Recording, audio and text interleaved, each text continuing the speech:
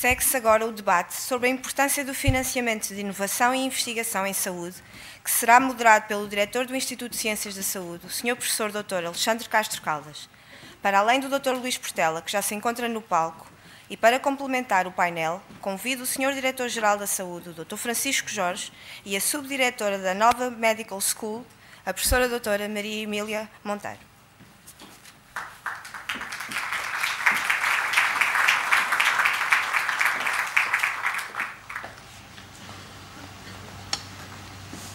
Muito obrigado.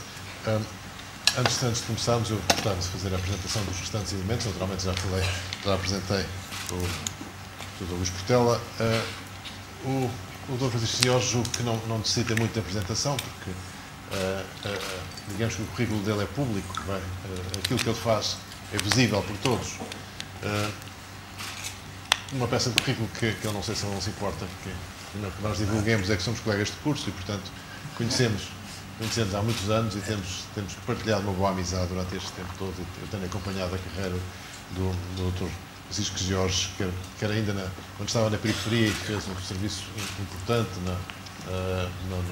localmente, e posso dizer que há pessoas que se lembram ainda da figura enquanto médico de proximidade no Alentejo. E hoje é Diretor-Geral de Saúde já há uns anos e tem vindo a desempenhar, sobretudo em momentos de crise, torna-se a figura visível que todos conhecem. A senhora professora doutora Maria Emília Monteiro é subdiretora e full professor de farmacologia da Nova Medical School.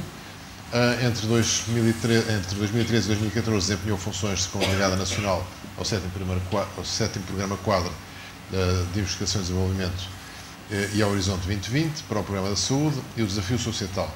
Saúde, alteração demográfica e bem-estar, e depois, para além disso, é coordenadora eu não sei o que é este, a PT-CRIN, Portuguese Clinical Research Network, Braço Nacional da Rede Europeia de Infraestruturas de Investigação, mas teremos a ocasião de discutir isto.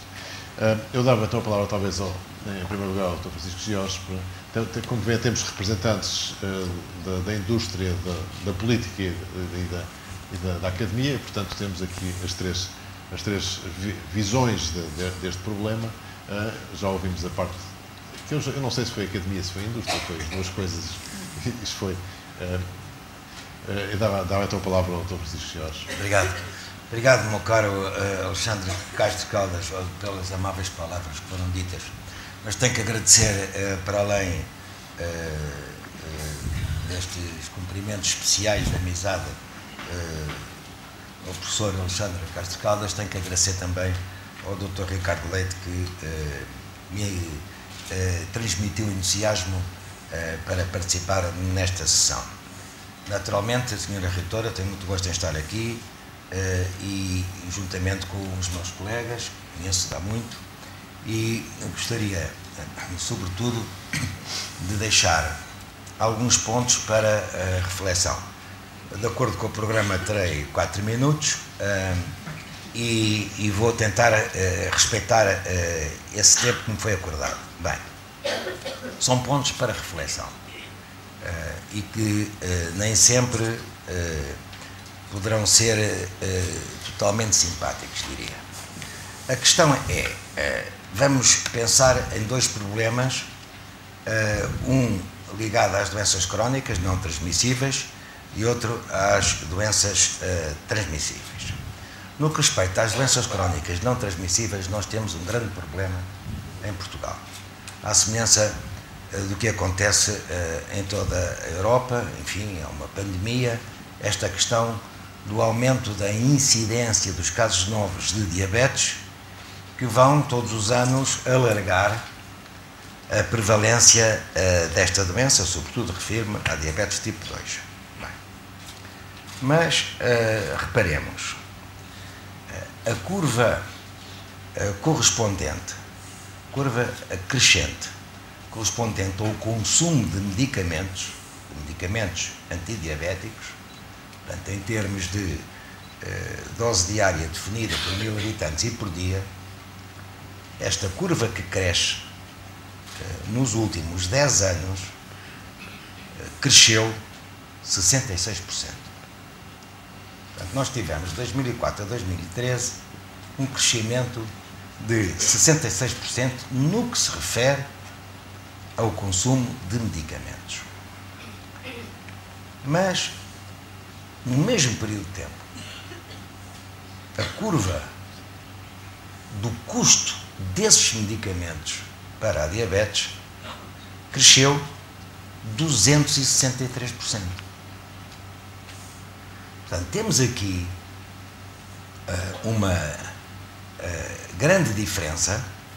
Se analisarmos este crescimento nos 10 anos, nesta curva linear que aumenta, que aumentou 66%, enfim, atendendo ao diagnóstico da doença, foi melhorando, o número crescente dos doentes, a prevalência todos os anos cresce, como sublinhei, mas não há uma correspondência, porque com a questão do consumo traduzida em custos, porque a diferença é muito grande. Isto é, a curva de crescimento é exponencial. E esta questão preocupa-nos e deve preocupar todos. Naturalmente, este aumento deve-se, sobretudo, à introdução no mercado, consequência de trabalhos de inovação e de investigação, de novas moléculas, sobretudo os inibidores de PP4 e dos análogos da insulina, na viragem de 2008 para 2010.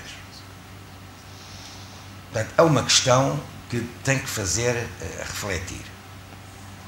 Depois, no que se refere ao problema que é tão hoje discutido, mas nem sempre em termos de muita correção, com as hepatites virais, em especial a hepatite C. Nós temos, é verdade, novas moléculas, muito eficazes ultimamente, são, é verdade, muito eficazes, mas temos aqui, temos que reconhecer problemas de ética até, que não estávamos, não estávamos à espera deles. No caso dos custos dos medicamentos, 4 doentes tratados recentemente no Hospital de São João foram faturados em termos das moléculas que foram utilizadas em 400 mil euros. E isto também gera problemas, como imaginam, a todos nós. Não a nós em termos políticos, porque nós não somos políticos. Estou colocado num cargo de dirigente da Administração Pública Central. E neste contexto temos que reconhecer que há aqui problemas de iniquidade, sobretudo comparando país para país.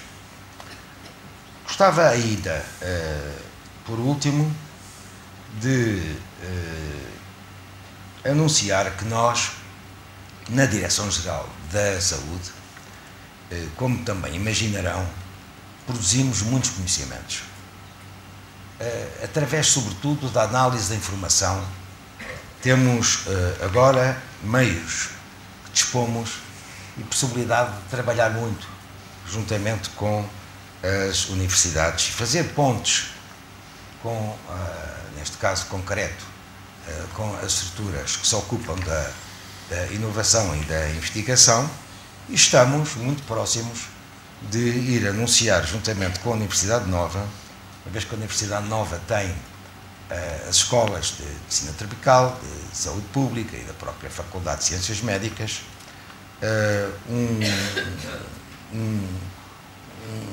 a formalização de uma parceria, se quiserem, que vai abordar as questões da saúde pública também em termos de produção de novos conhecimentos, e essa estrutura de parceria vai ser anunciada muito em breve. Temos vocação para trocar informações, dar contributos com os especialistas que trabalham na Direção-Geral da Saúde, e por isso também queria, por muito estranho que pareça, queria dizer que nós estamos envolvidos neste processo da inovação e da investigação na perspectiva de produção de conhecimentos que não tínhamos anteriormente. Muito obrigado. Obrigado. Dá-me agora a palavra à Sra. Professora Maria Emília Monteiro. Bem, eu queria tentar aproveitar nestes 4 minutos para transmitir 4 ideias. A primeira é felicitar a Universidade Católica, a pessoa da Sra. Reitora, a Professora Maria da Glória Garcia, o Professor Castro Caldas, o Dr. Ricardo Batista Leite. A Universidade está de parabéns porque, e esta é uma primeira ideia que eu gostava de transmitir, é que está a conceder uma oportunidade de conversarmos os vários intervenientes na área da saúde. Está a catalisar, a congregar de uma forma que não se limita à Universidade Católica, portanto, de uma forma generosa, a contribuir para o país no seu conjunto. E, além disso, está a fazê-lo de uma forma muito profissional. Conseguiu atrair a Joana Camilo, que é uma excelente profissional, com quem tive a oportunidade de trabalhar durante um ano, e, portanto, tenho todos os meios, todas as condições para que esta iniciativa seja de sucesso. Portanto, parabéns, Universidade Católica, vamos aproveitar os meios que está a disponibilizar e esta primeira ideia de que a investigação se faz através do networking, do benchmarking, enfim, desculpem os anglicismos, e da conversa entre todos os intervenientes, é de facto. E, além disso, uma coisa muito concreta, que é propor alternativas e disponibilizar ajudas através do Creating for Health. Portanto, parabéns e obrigada sob o ponto de vista dos académicos, que aqui não represento académicos nenhum, represento-me a mim própria, mas como académica irei com certeza, enfim, usufruir e ao máximo desta iniciativa. A segunda mensagem é agradecer a honra deste convite. É sempre a Universidade Nova e a Católica têm alguma tradição de colaboração, nomeadamente temos docentes da Católica, como o Sr. Professor Castro Caldas e a doutora Ana Mineiro, docentes da Universidade Nova no plano curricular, e é sempre um gosto aqui estar. Mas, de facto, a mensagem e uma honra estar aqui, mas a mensagem mais importante é que, mais uma vez, conseguem unir, é uma forma, um momento privilegiado de juntar o Health Cluster, de juntar a Direção-Geral de Saúde e a Academia e o público e também uma forma, e agora uma palavra especial, para todas aquelas empresas que colaboraram nesta iniciativa, para todas as autoridades. A investigação não se faz só com investigadores, faz-se com as empresas e faz-se obviamente, com os políticos. Esta é a segunda mensagem que eu gostava de transmitir. É fundamental não só a coerência política, como o Dr. Luís Portela já mencionou, mas é fundamental saber o que queremos. E quem tem que saber o que quer, sob o ponto de vista da investigação, tem que ser os políticos, é que têm que definir exatamente que condições é que temos, o que é que já fazemos de bom e que temos que potenciar, aquilo que ainda não fazemos, e tem que ser, e aqui chama a atenção para a importância das decisões políticas para a sustentabilidade da investigação, tem que definir não só a estratégia, mas também os meios para colocar e defender essa estratégia. A mensagem neste âmbito que queria salientar ainda com mais ênfase é que nós não devemos, e aí discordo, eu sou normalmente conhecida pela alguma polémica, discordo um pouco compreendo, mas das palavras do Dr. Luís Portela em dizer que a estratégia é baseada na competitividade. Nós na saúde temos que ter uma estratégia baseada nas necessidades dos doentes e dos saudáveis, uma estratégia baseada nas necessidades do Sistema Nacional de Saúde. A investigação tem que produzir a evidência que o Dr. Francisco Jorge mencionava para podermos avaliar tecnologias de saúde, para podermos tomar decisões. Isto cabe aos políticos fazê-lo. Portanto, não há lobby que valha na Europa enquanto não soubermos exatamente aquilo que queremos. E o que queremos tem que ser definido de uma forma transparente, ouvindo todos os participantes, empresariais, Ministério da Saúde, direções gerais, academia, obviamente. O lobby não pode, num país civilizado, o lobby é feito, identifica-se primeiro o que se quer e não se anda a reboque de interesses individuais e de lobbies individuais. Portanto, esta é mais uma oportunidade excelente de congregarmos todos os participantes, como acontece em muitos outros países. Quase todos os países desenvolvidos têm instituições que unem a academia, a indústria e os cuidados de saúde à volta da investigação em saúde para definirmos as estratégias. Terceira mensagem. Estamos a falar de investigação em saúde. A saúde tem as suas particularidades. E aqui aproveito para mencionar 3 ou 4 coisas que são menos boas e, obviamente, falar também das boas notícias. A investigação em saúde não é feita, na maioria dos casos, pelos médicos e nem pelos profissionais de saúde. Não quer dizer que toda a investigação tenha que ser feita por eles, mas são os importantes participantes. Daí, os médicos não têm a sintonia entre as carreiras médicas, o que é exigido ao médico, os resultados que são exigidos aos profissionais de saúde nas instituições de saúde, não têm nada, ou muito pouco, de parâmetros, de resultados em termos de investigação. Os médicos, além disso, são profissionais, eu falo como médica, com enormes conflitos de interesse, que fazem muitas coisas ao mesmo tempo e onde a investigação não tem sido devidamente, enfim, não tem uma formação adequada, não tem o tempo alocado para a poderem desenvolver. Por outro lado, as universidades, as faculdades de medicina, são função pública naquilo que tem de bom e tem mau. Não temos a autonomia que devemos ter, não podemos discriminar positivamente os bons, não podemos...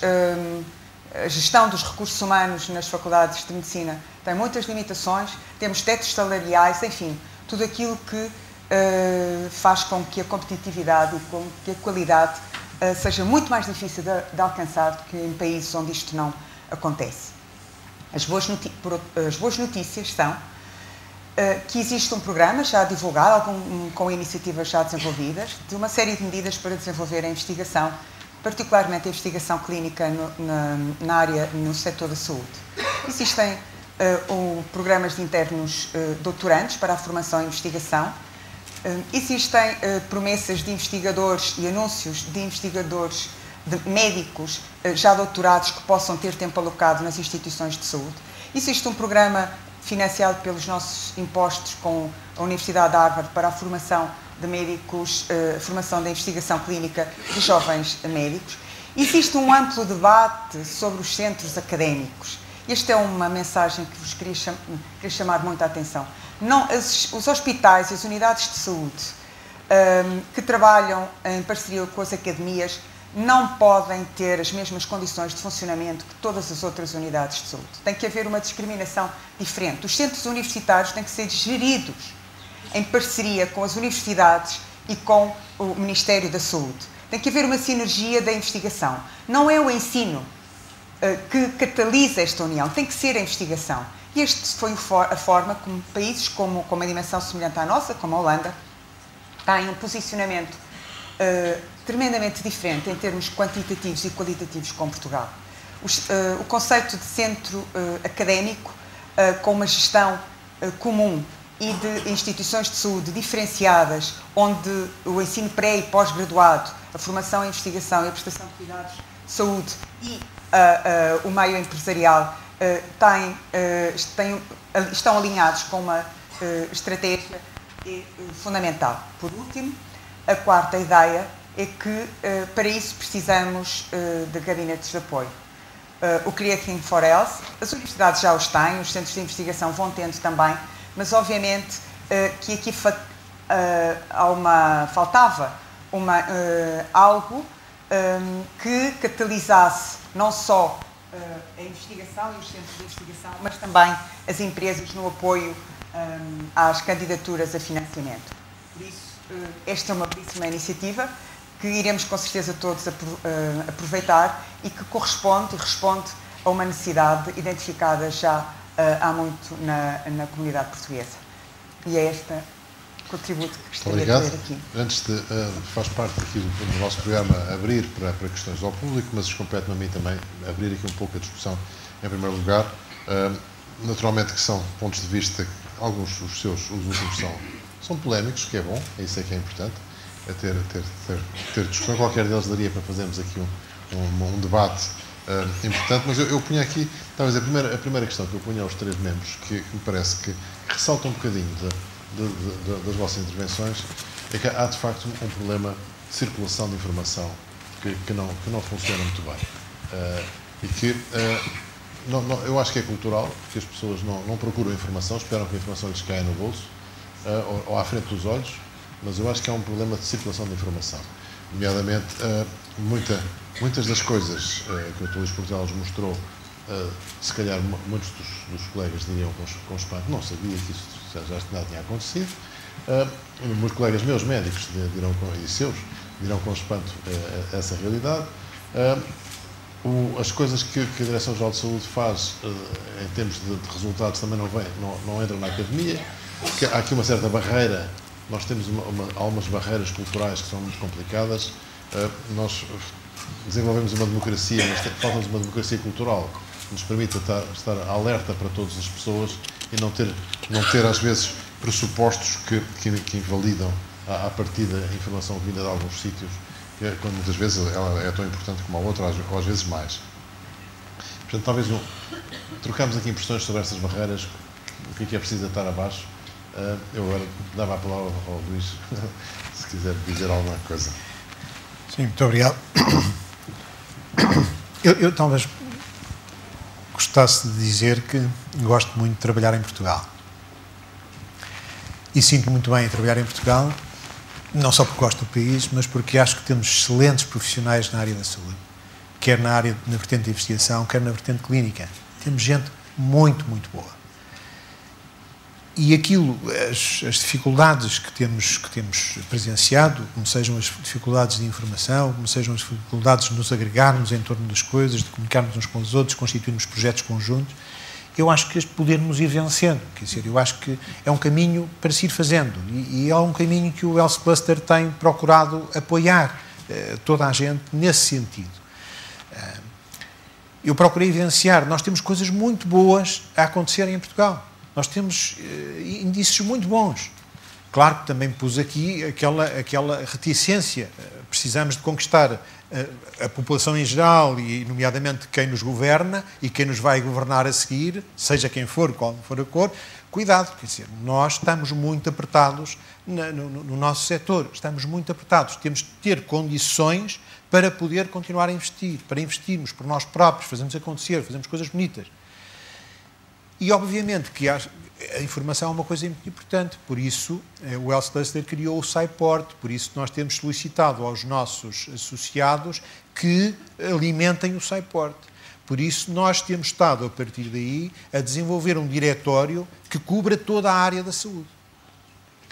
Depois, o que eu acho é que, por vezes, se multiplicam pequenas estruturas que não fazem muito sentido. E nós informamos-nos pouco e não sabemos onde as coisas boas estão a funcionar. E eu estou muito satisfeito por estar aqui hoje, porque eu acho que vamos ter uma estrutura onde é preciso funcionar e funcionar bem para defender os interesses da rapaziada da saúde. E dou os meus parabéns à Universidade Católica pela constituição do Creating Health. Acho que com a engenheira Joana Camilo quase fica garantido o sucesso do empreendimento. Porque me parece que todos nós andávamos aqui a tentar apoiar um bocadinho estas coisas, e eu digo, o próprio Health Cluster teve um pequeno núcleo de apoio às pequenas empresas para poderem candidatar-se, etc., mas não havia uma solução profissionalizada, uma solução forte que defendesse os interesses de nós todos, onde todos nos pudéssemos apoiar. E por isso, os meus parabéns à Universidade Católica e a minha expectativa de que, com uma boa informação, e depois convocam-nos e dizem, venham cá, estamos a fazer isto, o que é importante também, para que as coisas possam funcionar a partir daqui, nesta área. Eu não sei, Francisco, se queres dizer alguma coisa. Não, estou de acordo. Gostava de chamar a atenção mais uma vez para a disponibilidade que nós, na Direção-Geral da Saúde, temos para sermos constantemente avaliados naquilo que fazemos, mas para além de sermos avaliados, também pedir à Academia que olhe para trás e veja se fizemos bem ou mal.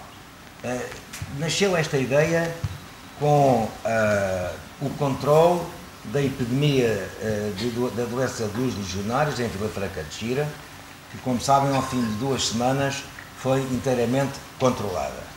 E o reitor, enfim, isto não é uma confidência, o reitor da Universidade Nova pediu-me para um grupo de representantes da reitoria da Universidade perceberem como, em 15 dias, conseguimos controlar o problema. E nasceu a ideia de nos juntarmos, não só as escolas da Universidade ligadas à saúde, mas também na Direção-Geral da Saúde, estarmos a trabalhar em conjunto os nossos especialistas com os da Academia para, olhando para trás, ver exatamente como fizemos, e neste caso fizemos bem, e como chegamos à identificação das fontes emissoras de aerossóis contaminados, que, como sabem, provocou o problema no mês de novembro e dezembro. Fica aqui esta nota. Temos muitos sistemas.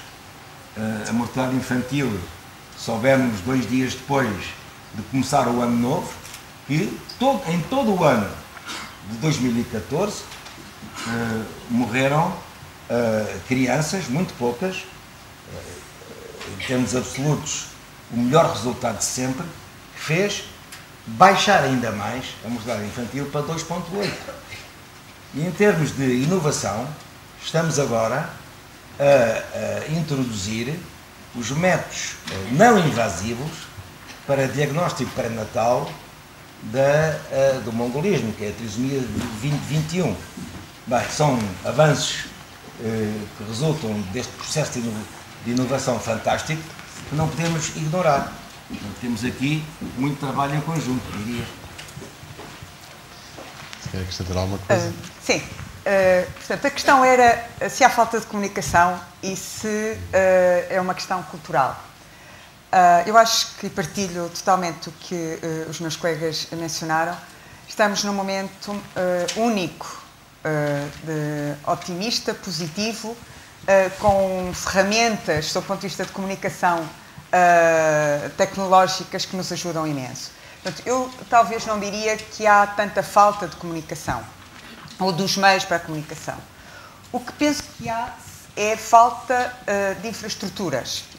Acho que as equipes têm que ser mais multidisciplinares, têm que ter pessoas que se dinamizam a comunicação, que põem os interlocutores a conversar, e tem que haver gente com tempo para isto. Um dos grandes problemas que eu sinto na área da investigação em saúde é que muitas vezes, por falta de infraestruturas, são sempre os mesmos a fazer as mesmas coisas e, obviamente, que o médico não pode, para pôr o exemplo típico, clássico do médico, não pode estar a fazer tudo ao mesmo tempo. E, portanto, precisamos de infraestruturas, precisamos de diversificar as equipes de apoio para poder libertar, do seu ponto de vista de tempo, as pessoas para comunicarem, para se sentarem à mesma mesa. Obviamente que a comunicação, de facto, falta.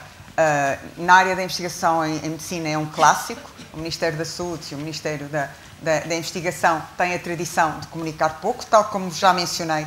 Tudo indica que as coisas estão a mudar com medidas já muito concretas, que são boas notícias, mas, de facto, sem infraestruturas e sem tempo, é impossível dos profissionais da investigação, sejam empresariais, sejam academia, sejam dos cuidados de saúde, não há comunicação, não nos ouvimos sequer. Cada um vem, diz o que acha e nem sequer tem tempo para ouvir devidamente o outro.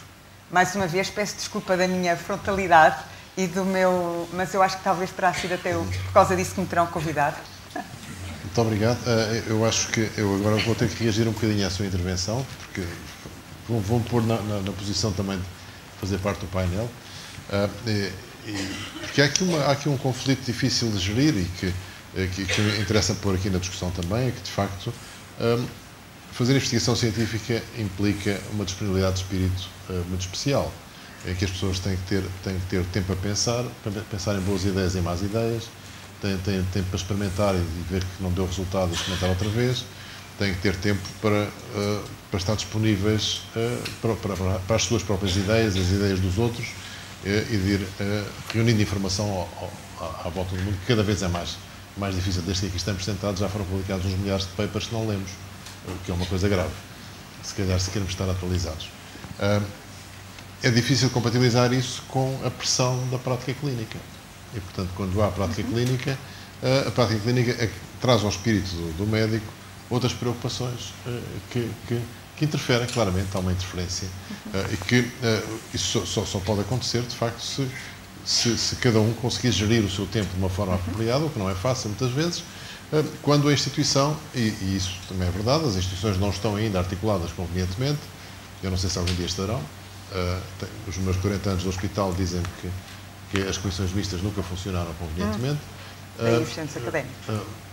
Pois, comissões mistas entre os hospitais e as faculdades, quer dizer, nunca funcionaram convenientemente, embora exista agora um centro académico aqui em cima e há uma ideia mais lá abaixo para fazer isso, mas isto tem a ver com a tal democracia cultural que nós temos.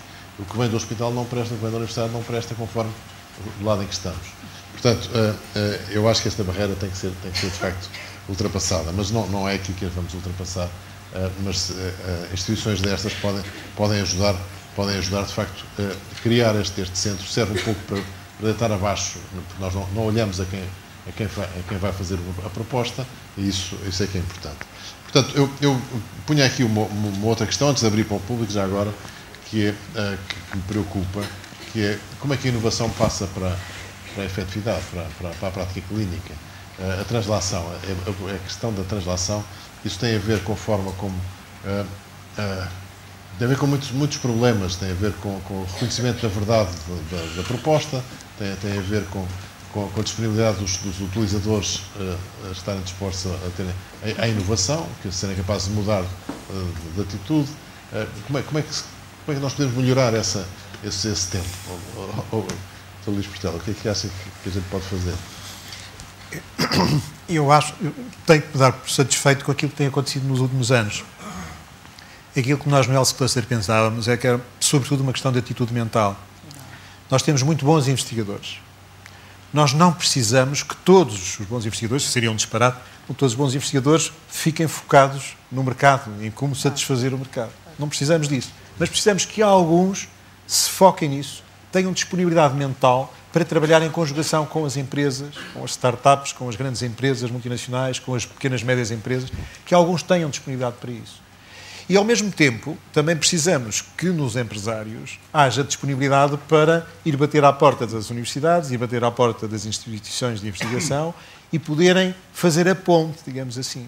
Eu acho que estou muito à vontade aqui, porque eu costumo dizer, nós em Bial só estamos a fazer o percurso que estamos a fazer, porque ao longo dos últimos 20 anos fizemos contratos com 116 instituições de investigação.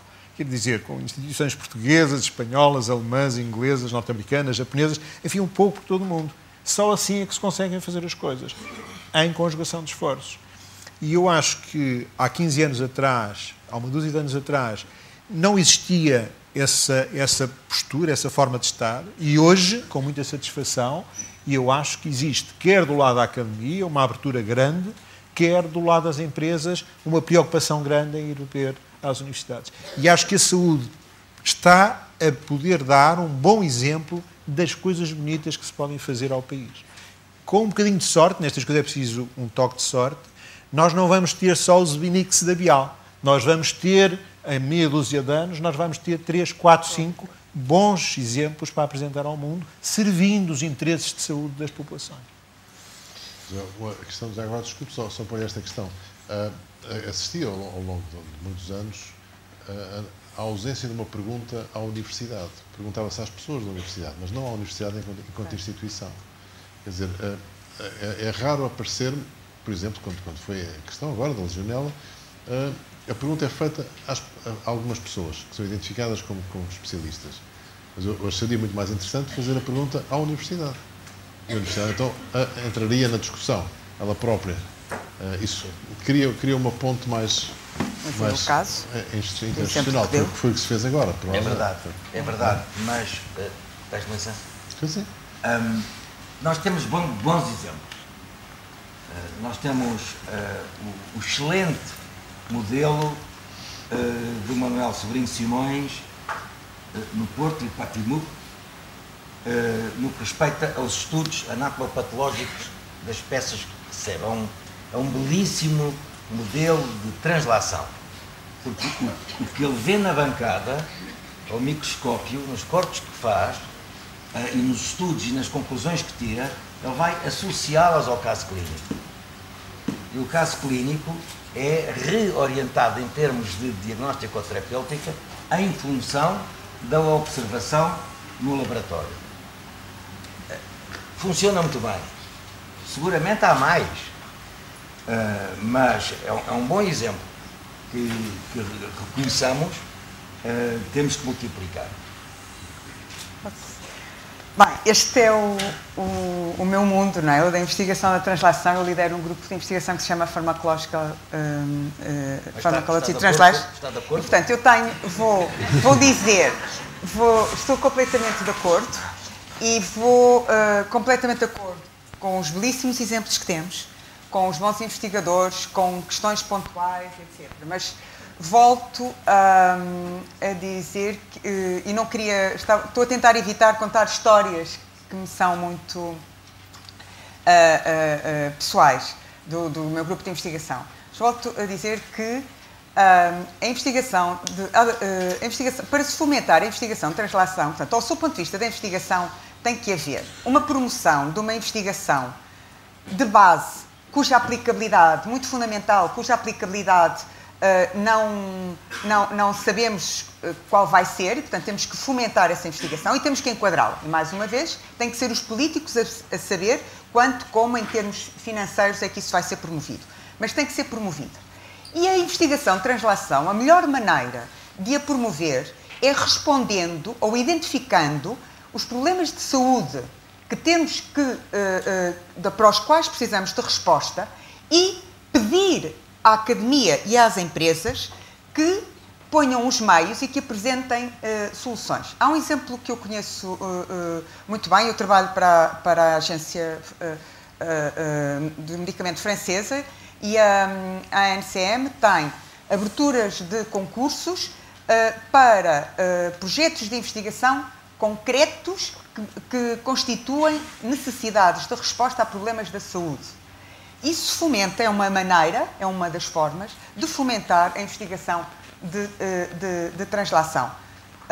Portanto, há outras, bottom-up, claro. O próprio Horizonte 2020 é uma ferramenta que obriga à inovação e à translação. Os académicos temos que sair da nossa zona de conforto de investigar a moléculazinha da moléculazinha, que não sabemos muito bem no que é que aquilo vai resultar. E como é que saímos da nossa zona de conforto? Se o financiamento, sem financiamento nós não sobrevivemos. Se o financiamento para a investigação obrigar a justificar adequadamente qual é o potencial, se obrigar a um componente de translação, é uma forma muito concreta que tem sido utilizada, aliás, para os projetos. Mas, para a investigação de translação é fundamental, sob o meu ponto de vista, mais uma vez, as equipes multidisciplinares. Acho que um dos problemas que levantou e que eu subscrevo, as comissões mistas continuam sem funcionar, a relação entre as faculdades e os hospitais, penso que estará muito melhor, mas a desconfiança ainda existe em alguns setores.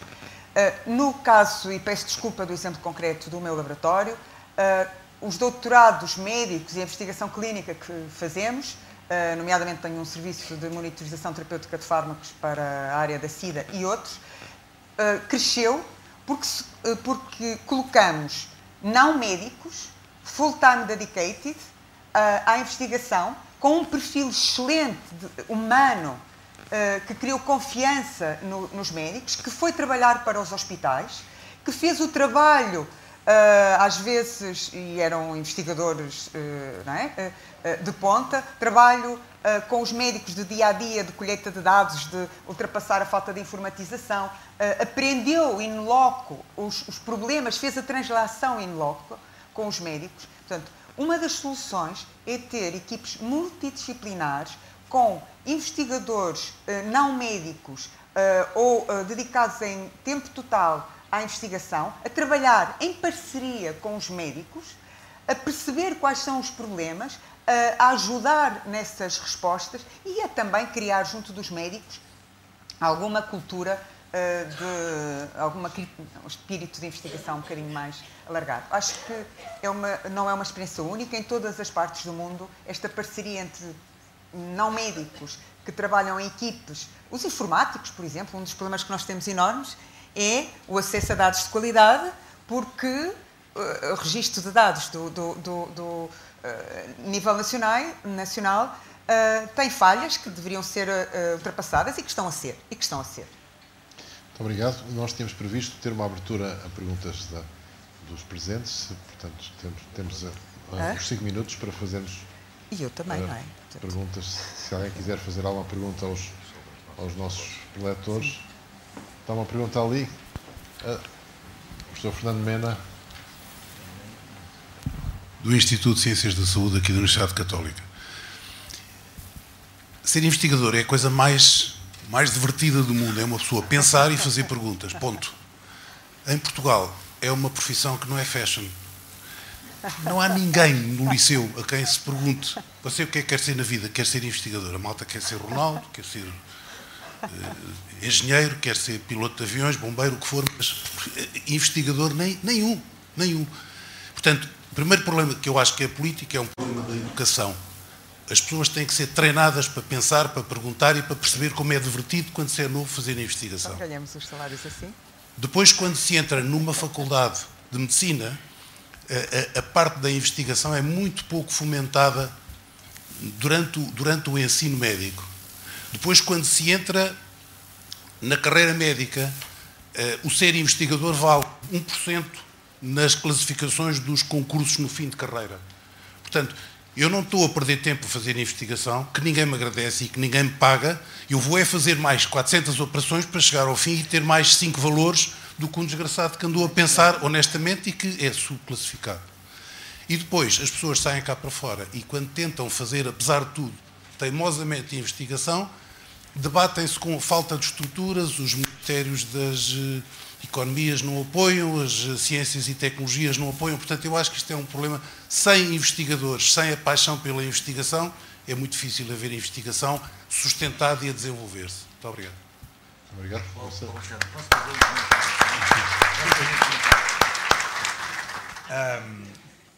É muito importante aquilo que foi dito. E eu chamo a atenção para um fenómeno que todos conhecem e que tem esta tradução. A nossa idade fez com que, em 1980, fôssemos já médicos, especialistas. Eu, como especialista em epidemiologia. E, como sabem, em 1980 emergiu um problema. Na altura eu estava a trabalhar no OMS em África, surgiu um problema que veio a ser a grande pandemia de SIDA. E agora reparemos, porquê que nunca ninguém na escola, nunca ninguém na academia tinha pensado que um problema inesperado, novo, poderia surgir? Ninguém tinha sido formado para admitir a possibilidade de um problema daquela dimensão poder ser colocado em 1980. A resposta, depois de muito pensar nestas questões, é esta. Nós não temos na academia, na formação pré-graduada e graduada, não temos formação em investigação. Foi falta de pensamento em investigação admitir a possibilidade que uma pandemia daquela natureza pudesse vir a surgir. Surgiu. Obrigado. Nós temos que acabar às 10 para o meio-dia. Só queria uma mensagem muito positiva. Eu acho que as coisas estão a mudar, felizmente. infelizmente. Há muitas medidas. Eu estou a olhar aqui para a assistência, estou aqui a ver a doutora Maria José Rego de Sousa, uma ilustre médica, doutorada, que fez o seu doutoramento há pouco tempo. Exemplos como o dela, e peço desculpa do entusiasmo das novas gerações. Há outra medida muito importante, que tem sido muito controversa, mas que vai ser útil para este aspecto, é o excesso de médicos. Nós estamos a produzir excessos de médicos e, portanto, vai começar a haver uma seleção para médicos. Vai haver médicos que se vão dedicar só à investigação. Estamos, a PT CRIM, a EATRIS, etc., são infraestruturas de apoio à investigação. As faculdades de medicina, a Faculdade de Medicina da Universidade de Lisboa tem um programa, uma tradição de projetos de investigação criado pela professora Leonor Parreira desde o início, que tem dado inúmeros sucessos. Os programas de doutoramento feitos em parceria com a Gulbenkian, o Instituto Gulbenkian de Ciências Champalimau, as próprias unidades curriculares, as reformas curriculares que incluem obrigatoriamente cadeiras de investigação nos currículos da medicina. O programa de Harvard, que selecionou tem tido 300 candidatos para 30 vagas, tudo de médicos, para fazer a investigação, gente que interrompe o internato e que faz a sua investigação. Portanto, de facto, mesmo os salários, pelas más razões, estão-se a aproximar. E depois temos outra coisa, e com isto me calo, acho que a relação com a Universidade Católica, onde, obviamente, a carreira de gestor é talvez mais atrativa, do seu ponto de vista, para as novas gerações, do seu ponto de vista financeiro, etc.